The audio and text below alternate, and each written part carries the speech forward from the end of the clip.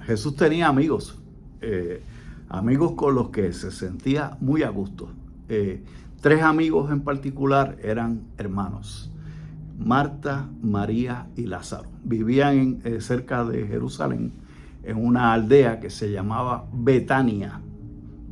Y ese lugar era un lugar muy especial para el Señor, porque allí podía descansar, podía hablar tranquilamente con sus amigos, porque se sentía querido en ese lugar. Y también nosotros podemos aprovechar esos momentos que nos cuentan los evangelios para estar allí con Él, escuchar lo que nos quiere decir. Esta serie de charlas se llaman como en una película, donde nosotros tratamos de meternos en las escenas de los evangelios como si fuéramos un personaje más. Y en toda película hay momentos en que la trama da un respiro al espectador, de modo que se da tiempo para uno entender el argumento, deleitarse de la interpretación de los personajes, maravillarse con la banda sonora, la música, contemplar la fotografía. Pues puede que todas esas partes no sean la parte culminante de la película, de la acción, pero ayudan a entender la historia y nos ayudan también a disfrutar de esa película en su conjunto. Y algo similar ocurre también con los evangelios. No siempre vamos a ver al Señor haciendo grandes discursos o haciendo grandes milagros, sino que también lo vemos en situaciones muy, muy humanas. Betania es uno de esos lugares donde puede descansar el Señor, porque lo tratan con cariño, y también puede descansar de las conversaciones con algunos de los fariseos que lo trataban de buscarle malinterpretar todo lo que decía, buscarle la vuelta equivocada. Cito a San José María, una meditación de 1964. Nos metemos en aquella casa de Betania, cobijo abierto continuamente a Jesús. Ahí el Señor tiene un hogar, como os he repetido en tantas ocasiones, un hogar como el que debe encontrar en nuestros corazones, en nuestro centro, en nuestro sagrario, porque tratamos bien y nos esforzamos en esperarle y amarle cada día más. Me conmueve Betania, siempre me ha conmovido. Termina la cita. Bueno, pues los evangelios nos cuentan que aquel lugar tuvo el privilegio de ver uno de los mayores milagros del Señor, la resurrección de Lázaro, que causó una profunda conmoción en toda Jerusalén, al punto de que llegó un momento que querían matar no solamente a Jesús, sino también a Lázaro, los enemigos del Señor. Resurrección que ocurrió 4 días después de que Lázaro había muerto. Y también otro episodio interesantísimo ocurrió en Betania, pero no en la casa de estos amigos, sino en la casa de uno que se llamaba Simón, que recibió al Señor 6 días antes de la pasión. Pero sobre todo en Betania también hay una cosa interesante que está marcado, uno puede ir allí. Es el lugar donde el Señor, desde el cual ascendió a los cielos. Y ahora mismo hay una estructura allí, no digo iglesia porque está en manos de los musulmanes, pero los musulmanes son tan generosos que nos dejan entrarle a ese local, y una vez al año creo que permiten que hagamos misa. Bueno, San Lucas guardó el relato de lo que pasó una de las veces que el Señor estaba en Betania. Y es la normalidad que caracteriza la conversación con los amigos. Está en el capítulo 10 de San Lucas. El Señor se dirige hacia Jerusalén, pero cuando faltaban unos 3 kilómetros para llegar, decidió hacer un alto en el camino y entra voy a leer el texto: entró Jesús en cierta aldea, y una mujer que se llamaba Marta la recibió en su casa. Claro, nosotros por el resto del evangelio, conectando unos textos con otros, sabemos que esta Marta es la hermana de María y de Lázaro. Es fácil imaginarse la emoción. Imagínate, el maestro va para tu casa, acepta la invitación.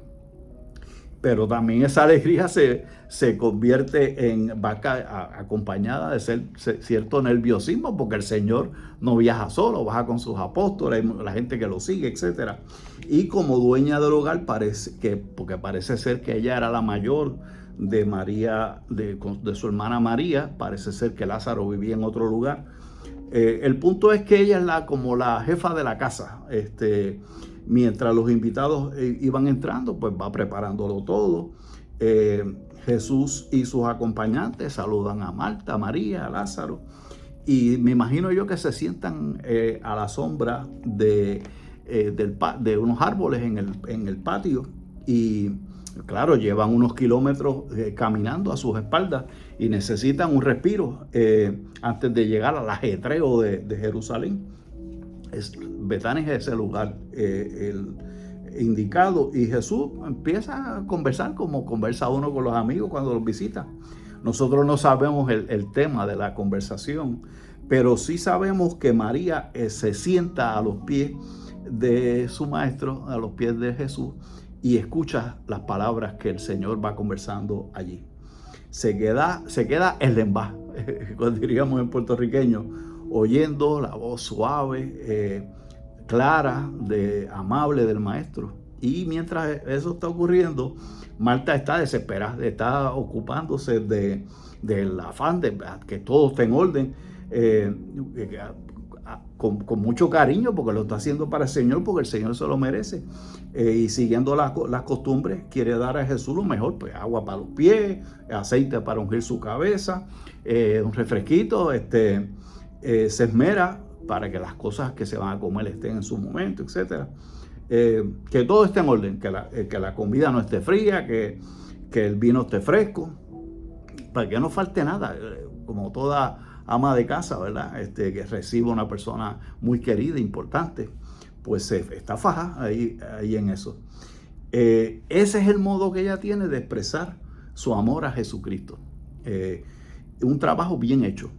Un trabajo bien hecho, pero el tiempo no le basta y ve que como que se está quedando atrás, y entonces las vasijas se están acumulando, hay que fregar aquí, quedan muchas cosas por preparar, y corre de un lugar a otro, pero experimenta un poco la impotencia de no llegar a todo lo que ella ve que es necesario. Y su estado de ánimo empieza a angustiarse cada vez más. Y mientras sigue realizando los servicios, continúa razonando para sus adentros, porque caramba, si estoy aquí fajada y nadie me da la mano. Y entonces Marta está en su mente todo lo que le falta por hacer, y María en cambio está completamente ajena, en la luna de Valencia, sentada a los pies del maestro. Y a la preocupación de Marta añade la indignación, ¿verdad? La pasividad de su hermana, y cada vez ve más claro que la solución de los problemas para que todo esté en orden es que María le eche una mano. Marta en su corazón le está diciendo al Señor: la culpa de mis ajoros es tuya, porque me tienes entretenida a María. ¿Qué cosa más común? Pensar que lo bueno que nos pasa es por mi esfuerzo y lo malo por culpa de Dios. Muy humano, muy humano. Y llega el momento en que Marta ya no puede más. No puede más, y interrumpe la conversación y le espeta al Señor: Señor, ¿no te importa que mi hermana me deje sola en las tareas de servir? ¿No te importa eso que yo te haga?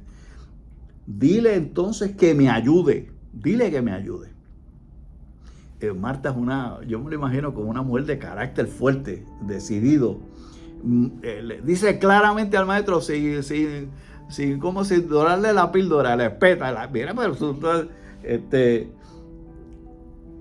y claro, en otra ocasión nosotros conocemos una otra conversación cuando en otro momento Lázaro muere, y ella le manda a decir al maestro que su amigo está enfermo, y el Señor se regodea y llega 4 días después. Cuando ella lo ve, lo primero que le dice: si hubieras estado aquí, él no hubiera muerto mi hermano. Imagínate. O sea, que esta es una mujer que primero tiene mucha confianza y mucho cariño, porque uno no le dice, a veces se traga las cosas, pero el que habla, pues que es perfecto, qué alegría. A veces uno no dice las cosas exactamente con el cariño que debería decirla, pero no está mal que uno exprese lo que siente, inclusive el Señor. El Señor, este,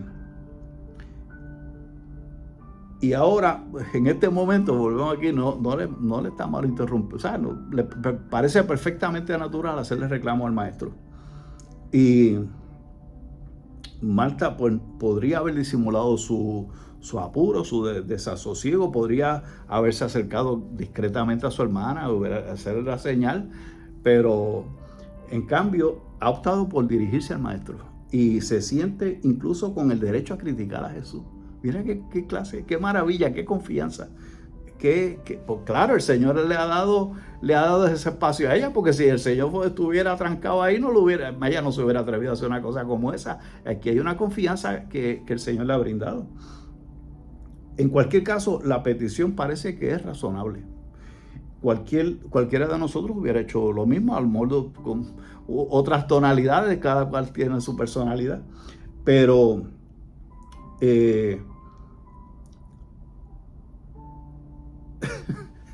pero el asunto es que así fue como Marta se lo planteó. Y,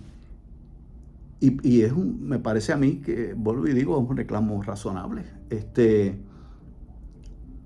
Más de una persona se preguntaría qué hacía Marta sin ayudar a su hermana. En Boricua diríamos que Marta la tiró al medio, la puso en el spot. Y entonces vamos a ver la reacción del maestro. Vamos a ver la reacción del maestro.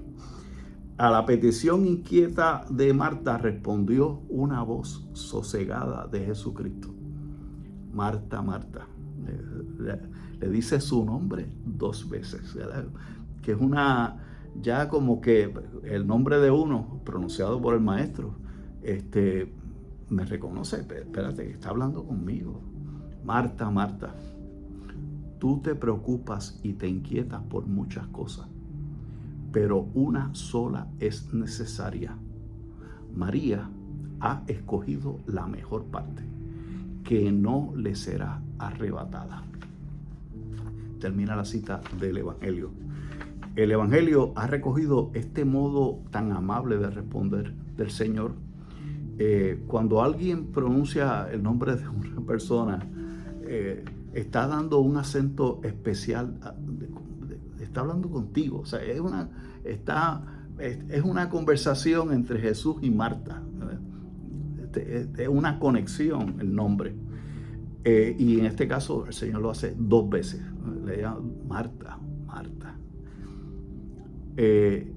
Indica afecto, el afecto que le tenía. Y el tono, yo me imagino del tono de la voz del maestro, era de un cariñoso reproche, de una llamada para que se diese cuenta de algo que había pasado por alto. Yo quiero pensar que María, con toda naturalidad, se puso de pie y se fue a ayudar a su hermana. El Evangelio no lo dice, pero a mí como que yo pienso que eso fue lo que María hizo. Yo quiero citar al Papa Francisco en una audiencia del 2013.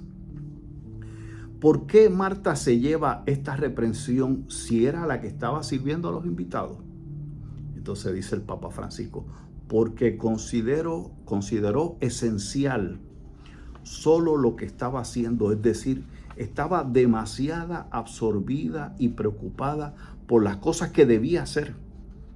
En un cristiano, las obras de servicio y de caridad nunca están separadas de la fuente principal de cada acción nuestra, es decir, la escucha de la palabra del Señor. El estar como María a los pies de Jesús con la actitud del discípulo. En el Evangelio de San Marcos, capítulo 3, versículo 14, yo lo llamo el versículo de Pi.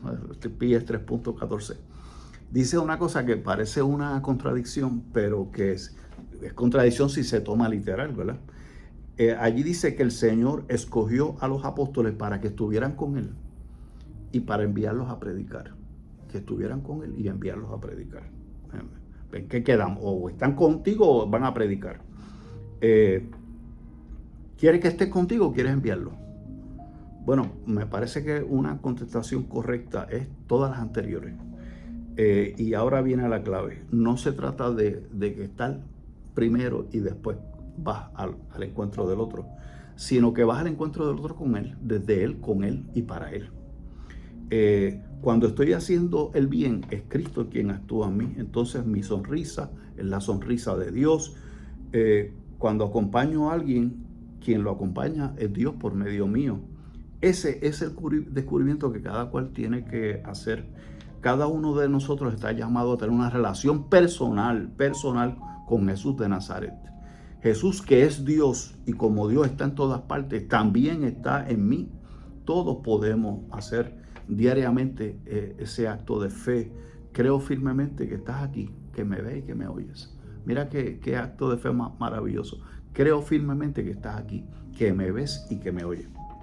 Bueno, pues regresamos a la escena de Betania, pero antes voy a darle una cita de un documento del Concilio Vaticano II que se llama Dei Verbum, el punto número 21. Dice el Concilio Vaticano II: en los sagrados libros, el Padre que está en los cielos se dirige con amor a sus hijos y habla con ellos.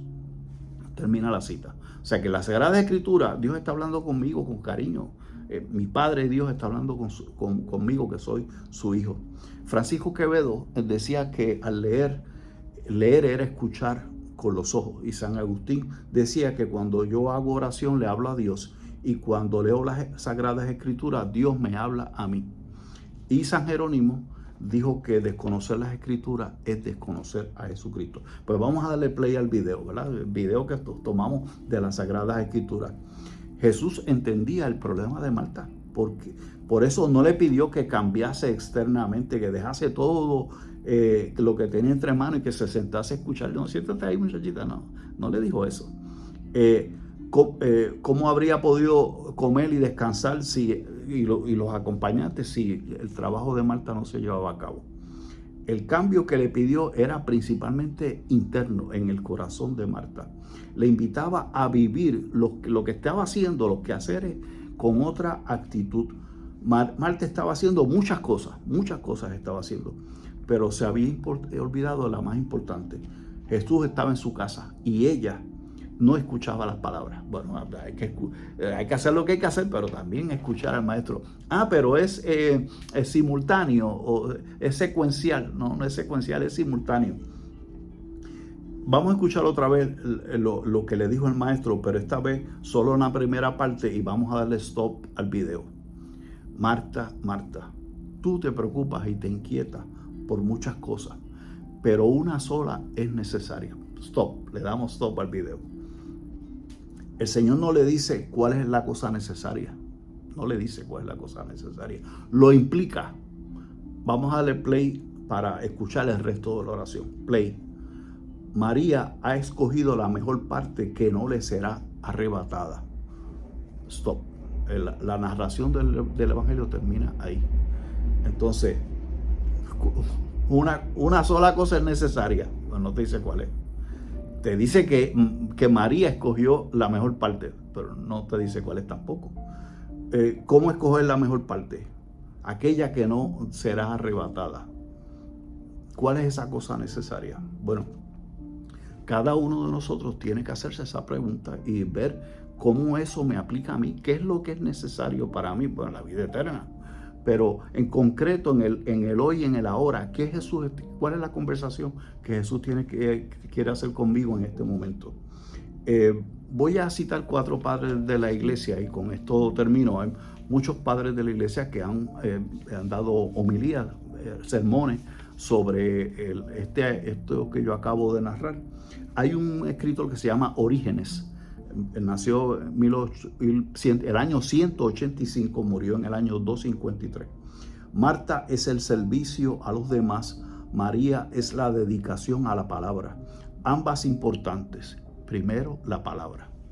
Entonces, San Ambrosio de Milán, otro de los padres de la iglesia, del año 340 al 395, dice lo siguiente: El servicio de Marta prepara el camino de la escucha y la contemplación de María. Es decir, que no hay tal dicotomía de o Marta o María, todas las anteriores.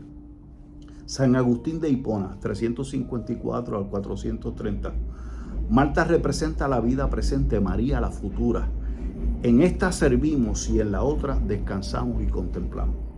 San Gregorio Magno, padre de la iglesia, 540 al 604. No se reprocha a Marta su buena obra, sino su turbación. María escogió la mejor parte porque ya comienza a gustar de lo que será pleno en la eternidad.